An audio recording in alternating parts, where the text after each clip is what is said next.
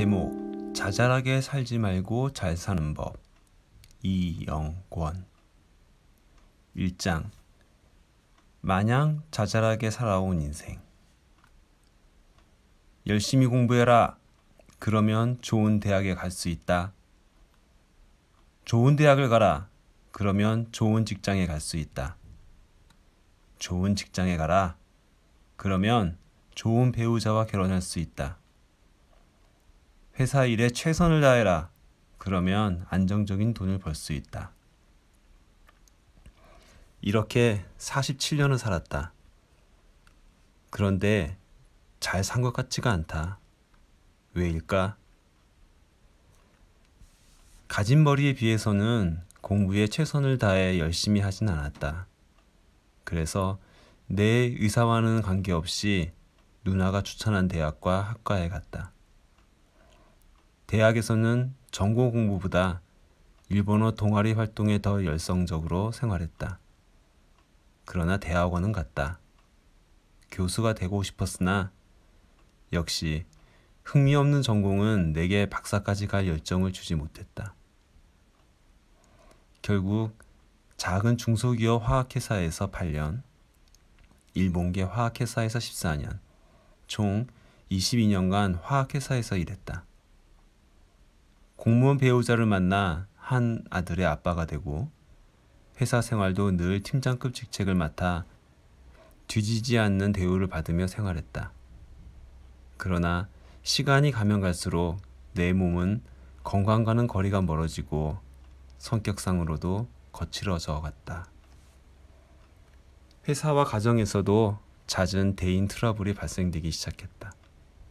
급기야 업계의 경기 침체로 회사에서는 45세 이상 관리직 사원들의 희망퇴직을 강하게 요구했고 난 그 대상자 중에서 가장 먼저 사직을 하게 되었다.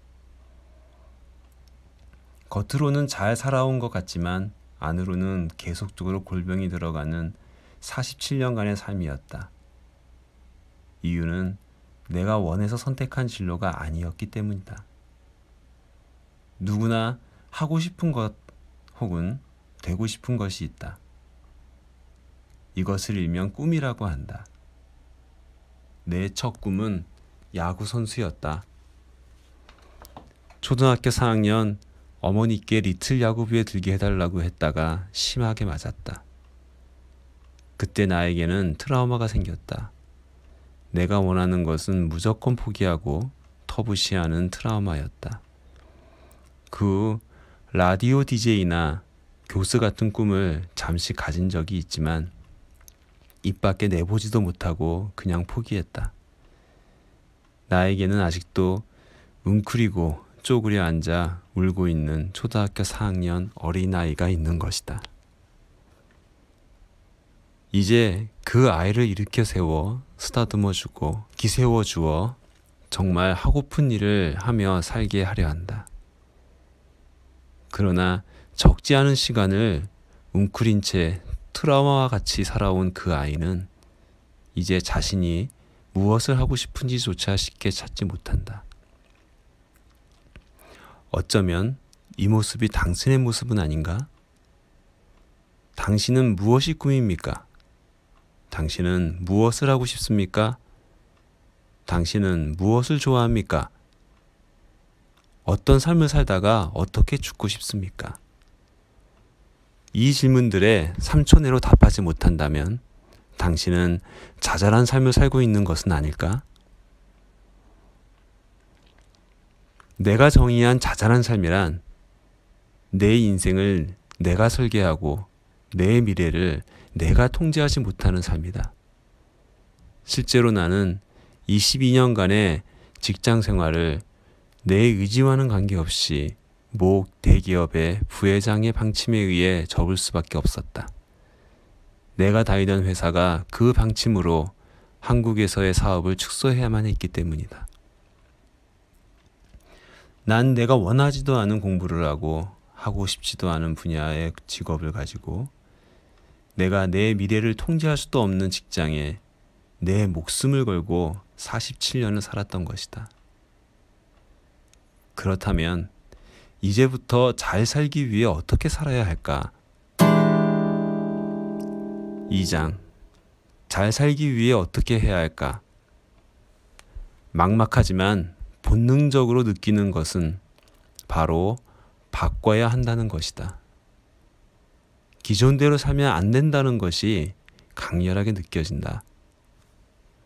2-1. 우선 생각을 바꾸자.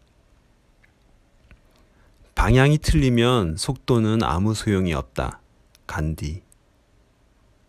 어제와 똑같이 살면서 내일이 오늘보다 좋아질 것이라고 생각하는 것은 미친 짓이다. 아인슈타인. 그래, 바꿔야 한다. 어제처럼 살면 안 된다. 내 스스로 방향을 잡지 못하고 남의 말에 따라 살기에 열심히 살아도 행복하지 못했던 것이다. 그리고 시선을 바꾸자. 밖으로 향해 있던 나의 시선을 나 자신에게로 돌려야 한다. 나의 꿈을 다시 찾자. 내가 좋아하는 것은 무엇인가?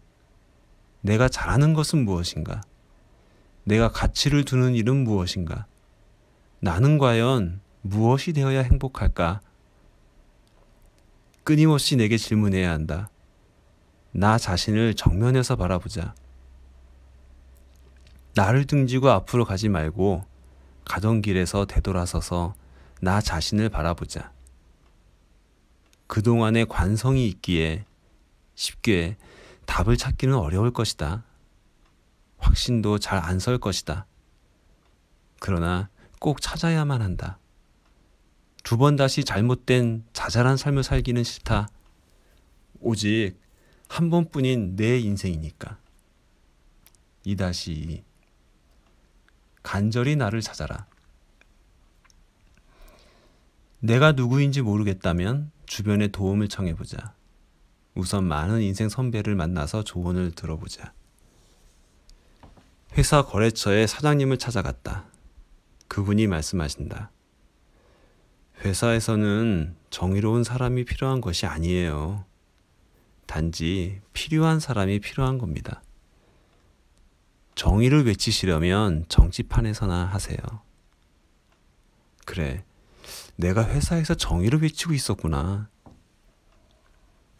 모교에 찾아가니 지인이 그의 지인을 소개해준다.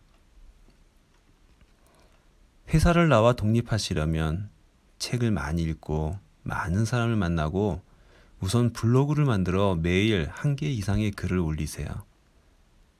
그 매일의 노력이 쌓여서 자신을 찾으시는 데 도움이 될 겁니다. 그래, 최대한 책을 많이 읽고 많은 커뮤니티를 찾아가 보자. 기존부터 관심이 있었던 변화경영연구소의 멘토들을 찾아가서 조언을 구했다. 에코라이프의 착한 양 선생님을 찾아가 재무 컨설팅도 받았다. 그분이 운영하시는 독서 모임에 조인도 했다. 삶의 균형을 찾는 것이 중요합니다. 경제 공부와 인문학 공부를 병행해 보세요. 그리고 많은 사람들과 긍정적인 대화가 오가는 자리에 함께 하세요. 재무 컨설팅은 돈 얘기를 하는 자리니 딱딱할 줄만 알았다. 그런데 인문학 얘기가 나오고 사람 냄새가 나는 이야기가 오간다. 그래, 이분을 멘토로 모시자 라고 생각했다. 그리고 참석한 그분의 커뮤니티에서 만난 사람들은 하나같이 내 이야기를 들어주는 따스한 분들이었다. 맞아. 회사에서는 내 이야기를 들어주는 문화가 없었구나. 그래서 내가 자꾸 화가 났던 거구나. 라는 것을 알게 되었고 경청의 힘을 깨달았다.